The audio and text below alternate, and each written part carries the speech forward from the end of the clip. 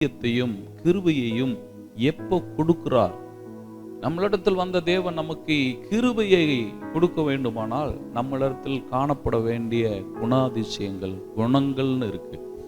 அதுல பிரதானமாக தேவன் விரும்புகிற ஒரு கேரக்டர், ஆண்டவருக்கு ரொம்ப பிரியமான ஒரு குணம், ஆண்டவருக்கு பிடிச்சது, அது விலையேற பெற்றது அப்படின்னு எதை சொல்லுகிறாரு அப்படின்னு சொன்னா, தாழ்மையா இருக்கிறதை தேவன் விரும்புகிறவரா இருக்கிறார். ஆண்டவர் பாருங்க, வேத புத்தகத்துல வாசு பார்த்தீங்கன்னா, நீதிமொழிகளுடைய புத்தகம் 3ஆம் அதிகாரம் 34வது வசனத்தை நீங்க எடுத்து வாசித்து பாருங்க. அங்க என்ன சொல்லுகிறார்? வாசிங்க எடுத்தவங்க. நீதிமொழிகள் 3:34.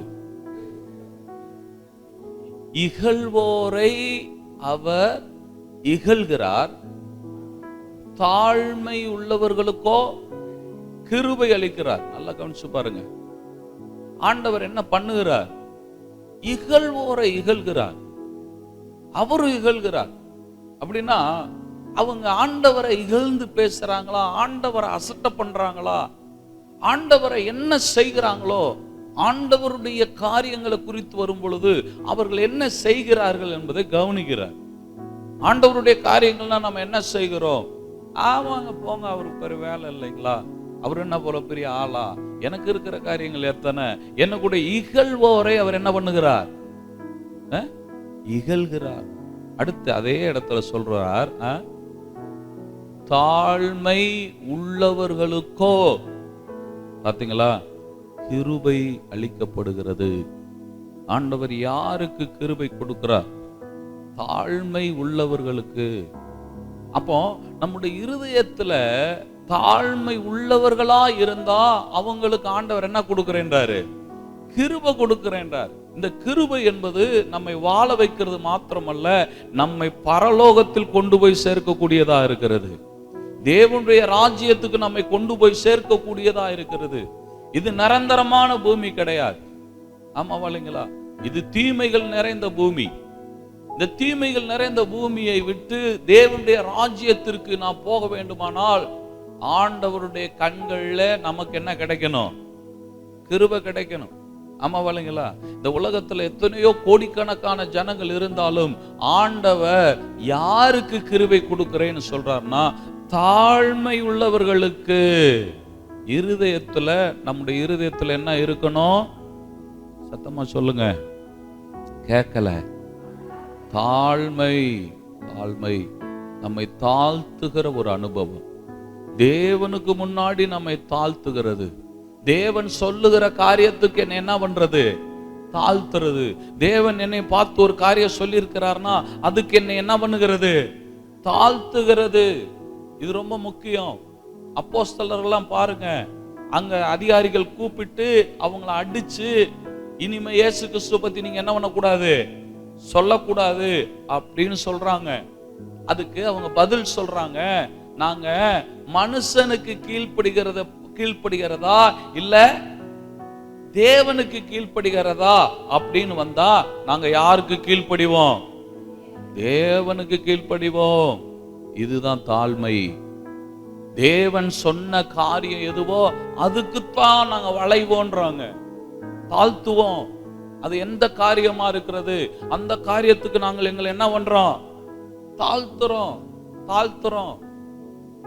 அவங்க சொல்றாங்க இயேசு கிறிஸ்துவை பத்தி சொல்லக்கூடாதுன்றாங்க. இல்ல, நாங்க சொல்லுவோம். ஏனென்றால் நாங்கள் தேவனுக்கு முன்னாடி எங்களை என்ன பண்றவங்க? தாழ்த்துறவங்க, தாழ்மையா இருக்கிறவங்க. அருமையான தேவனுடைய பிள்ளைகளே, நீங்களும் நானும் கர்த்தருடைய சமூகத்துல நம்மை தாழ்த்துகிறது அப்படின்னா என்னது அப்படின்னு சொன்னா, வாசி பாருங்க. யாக்கோபு எழுதின நிருபம் 4ஆம் அதிகாரம் 6வது வசனத்தை பாருங்க. அங்க தேவன் யாருக்கு அதிகமான கிருபைகளை கொடுக்கிறார்னு வாசித்து பாருங்க. அவர் அதிகமான கிருபையை அளிக்கிறாரே, ஆதலால் பெருமை உள்ளவர்களுக்கு எதிர்த்து நிற்கிறார், தாழ்மை உள்ளவர்களுக்கோ. பாத்தீங்களா? பெருமை உள்ள ஆளுக்கு அவர் என்ன பண்ணுகிறார்? எதிர்த்து நிற்கிறார். இந்த உலகத்துல அது எந்த மனுஷனா இருக்கட்டும், அவன் இருதயத்துக்குள்ள ஒரு பெருமை இருக்குதுன்னா அவனை கர்த்தர் எதிர்க்கிறேன்ற. நம்ம எதிர்க்கிறார், அந்த மனுஷனை எதிர்க்கிறார். உனக்குள்ள என்ன இருக்கு? பெருமை இருக்குது. தாழ்மை உள்ளவர்களுக்கோ, இந்த இடத்துல அதே வார்த்தையை பயன்படுத்துறார். பெருமை உள்ளவர்களுக்கு நான் எதிர்த்து நிற்கிறேன், அதே வேரத்துல தாழ்மை உள்ளவர்களுக்கு அதிகமான கிருபையை கர்த்தர் கொடுக்கிறார். ஆண்டவர் அதிகமான கிருபையை நமக்கு கொடுக்கணும்னா என்கிட்ட என்ன கேரக்டர் இருக்கணும்? தாழ்மையின் குணம் எனக்குள்ள இருக்கணும். அதே அதிகாரத்துல 10ஆம் வசனத்தை வாசி பாருங்க, 4:10 பாருங்க. கர்த்தருக்கு முன்பாக என்ன பண்ணுங்க? தாழ்மைப்படுங்கள். பாத்தீங்களா, அந்த உலகத்துல ஒரு மேன்மையான வாழ்க்கை, உயர்வான ஒரு வாழ்க்கையை கர்த்தர் யாருக்கு கொடுக்கிறார் அப்படின்னு சொன்னா, தங்களை தாழ்த்துகிறவர்களுக்கு. தேவனுக்கு முன்பாக நீங்கள் தாழ்மைப்படுங்கள். பாருங்க, நம்ம ஏன் முழங்கால் படியிடுகிறோம்? முழங்கால் படிடுறீங்களா? அது கேட்க வேண்டியிருக்கு. உட்காந்துக்கிட்டே ஜெபம் பண்றோமா? உட்காந்துக்கிட்டே ஜெபம் பண்றது, படுத்துக்கிட்டு ஜெபம் பண்றது, இதெல்லாம் அவரை என்ன பண்றது? அசட் பண்றது. தாழ்த்துகிறேன். பாருங்க, முழங்கால் படியிடுகிறது, அதுதான் முதல் தாழ்மை. முழங்கால் படியிட்டு நாம் தேவனிடத்துல பேச வேண்டும். இயேசு கிறிஸ்து இந்த பூமியில இருந்த நாட்கள்ல முழங்கால் படியிட்டு பிதாவை நோக்கி அவர் என்ன பண்ணாராம்? ஜெபித்தாராம். அவரே முழங்கால் படியிட்டார். அவர் ஏன் முழங்கால் படியிட்டார்? ஜெபம் பண்ணும் பொழுது நீங்க என்ன பண்ணுங்க? முழங்கால் படியிடுங்க.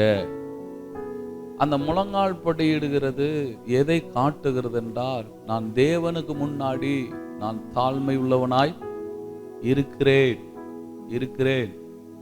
இன்னைக்கு அநேக நேரங்கள்ல ஆண்டவர் என்னை அவரோட உட்கார வச்சிருக்கிறார் அப்படின்னு சொல்லிட்டு அவங்க வாட்டுக்கு உட்கார்ந்து இருக்கிறாங்க. தேவ சமூகத்துல நான் யாரோட உட்கார்ந்துருக்கிறேன்? நான் என்னை உயிர்த்தெழுந்து யாரோட உட்கார வச்சுட்டாரு? தேவனோட உட்கார வச்சுட்டார். இப்போ நான் அவருடைய பிள்ளை. நான் என்ன பண்ணுவேன்? நான் ஆடுவேன்.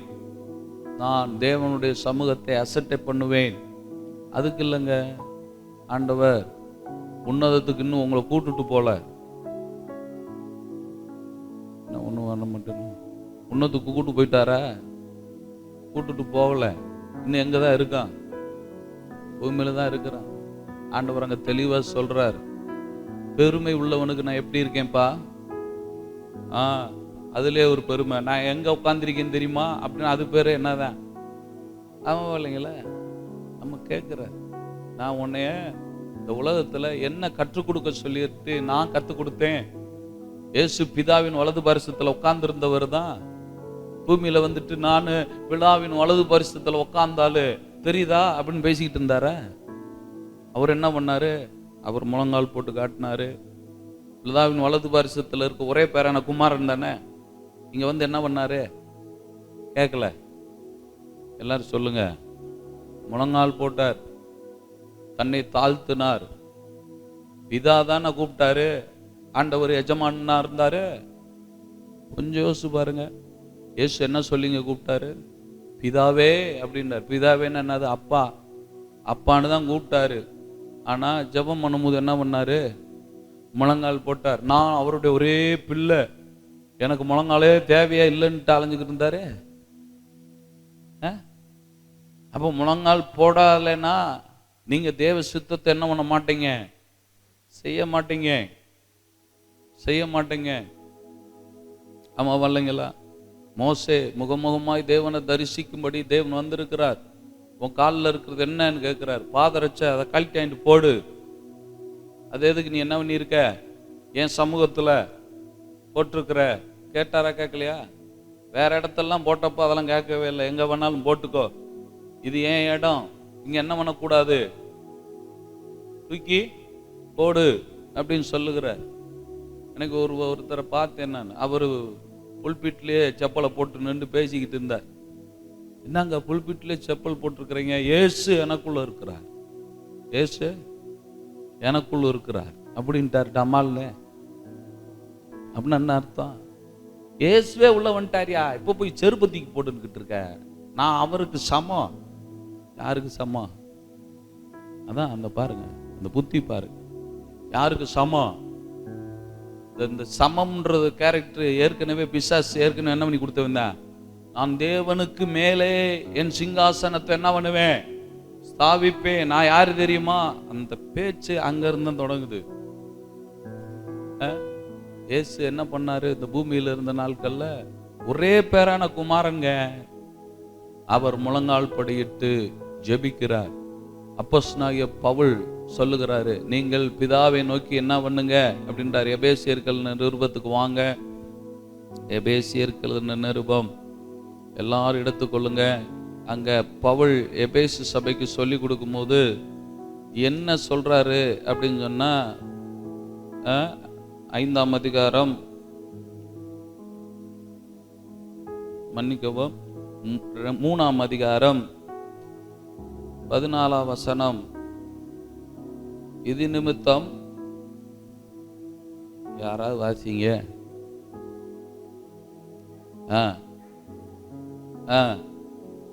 பாருங்க, இது நிமித்தம் நான் பரலோகத்திலும் பூலோகத்திலும் உள்ள முழு குடும்பத்துக்கும், இங்க என்ன தானே சொன்னாரு? முழு கேட்கல, குடும்பம், பரலோக குடும்பம் பூலோக குடும்பம், அதை பத்தி தான் அவர் பேசுறாரு. பரலோக குடும்பத்துக்கும் பூலோக குடும்பத்துக்கும் நாமக்காரராகிய நம்முடைய கர்த்தராகிய இயேசு கிறிஸ்துவினுடைய, அது யாரு? ஆண்டவர் நோக்கினாரா? குடும்பம்னா என்னது? அப்பா பிள்ளை, அப்பா பிள்ளை உறவுல இருக்கிறதா பேசுறார். முழு குடும்பத்துக்கும் நாமக்காரராகிய இயேசு கிறிஸ்துவை நோக்கி நீங்கள் நல்ல கால 2 கால நீட்டி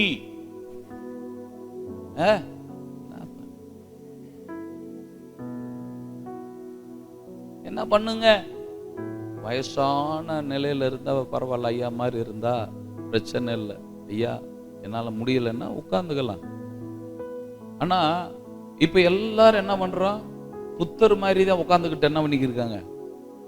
ஆமா, நல்ல கால் சம்பட்டை போட்டு அப்படியே உட்கார்ந்து நோகாம ஜெபிப்பது எப்படி? ஆண்டவர் கேட்கிறாரு, எப்பா எபேசு சபைக்கு எழுத சொன்னேன், நானே இந்த பூமியில இருக்கும்போது எப்படி ஜெபிக்கணும்னு என்ன பண்ணி காட்டினேன், சொல்லி காட்டுனேன். அதிகபட்சமா எவ்வளவு நேரம் முழங்கால் படிட்டு இருப்போம்னு நீங்க கணக்கு பண்ணி பாருங்க. 15 நிமிஷத்துல அது பாம்பாட்டம் ஆடிரும். ஆமா இல்லைங்களா? ஏன்? அது போட்டு போட்டு சர்வீஸ் ஆனாதாங்க அது வரும். நீங்க முழங்காலே போடுறதே இல்லை அப்படின்னா நீங்க 2 நிமிஷத்துல கீழே இருக்கிற முட்டி தனியா வந்த மாதிரி இருக்கும். ஆரம்பத்தில் எனக்கு நான் ஜெபமே பண்ண மாட்டேன், எல்லாம் ஏசு பார்த்துக்கொள்வார்ன்ற ஒரே வார்த்தை தான். அதுக்கு பிறகு என்னது ஜெபம்? என்ன ஜெபம் பண்ணியா? எல்லாம் ஏசு பார்த்துக்குருவார். ஆபிரகாம் சொன்னான்னா இல்லையா? எல்லாம் எவர் பார்த்துக்குருவாரு. அதுக்கு எதுக்கியா ஜெபம்? ஒரே நிமிஷத்துல முழங்கால் போடிட்டு எல்லாம் நீங்க பார்த்துக்குருவீங்க. இயேசுவின் நாமத்தில் ஜெபிக்கிறேன். நல்ல இதுக்கு பேர் என்னது? ஜெபம். ஒரு செகண்ட் போதும். அதுக்கு என் பக்கத்துல இருக்கிறவன் சொல்லி கொடுத்த, ஏய் செத்து கிடந்த லாசர்கிட்ட இயேசு எப்படி ஜெபிச்சாரு? சிங்கிள் வரி சொன்னார். சிங்கிள் வரி ஜெபத்துக்கு தான் பவர் கூடுதல் அப்படின்னு சொல்லி கொடுத்து கூட கொஞ்சம் நான் ஒரு வரி ஜெபமா பண்ண ஆரம்பிச்சேன். அப்புறம் தான் அந்த ஒரு வரி ஜெபமெல்லாம் பழகினேன். கர்த்தர் எனக்கு யாவும் செய்து கொடுப்பார். இயேசுவின் நாமத்தில் ஸ்தோத்திரம். அல்லேலூயா. இப்ப இதுல எல்லாம் வந்துருச்சா இல்லையா? எனக்காக யாவையும்ன்றதுல என்னென்ன இருக்கு அதை சொல்றதுக்கு எனக்கு நேரம் இல்லை. இயேசுவே இந்த யாவையும்னு சொன்னேன் பாருங்க, அதுல என் வீட்டு பிரச்சனை இருக்குது, என் பிரச்சனை இருக்குது, பணப்பிரச்சனை இருக்குது, எல்லாம் சேர்த்துக்கோங்க. உங்களுக்கு தனித்தனியெல்லாம் என்ன பண்ண முடியாது. யாவையும் ஆண்டவர் கேட்கிறாரு, ஏப்பா உன் காரியத்தை சொல்றதுக்கு கூட உனக்கு இப்ப என்ன இல்லாத நிலைமையில இருக்க. இதுக்கு பேர் என்னது? இதுக்கு பேர் தான் பெருமை.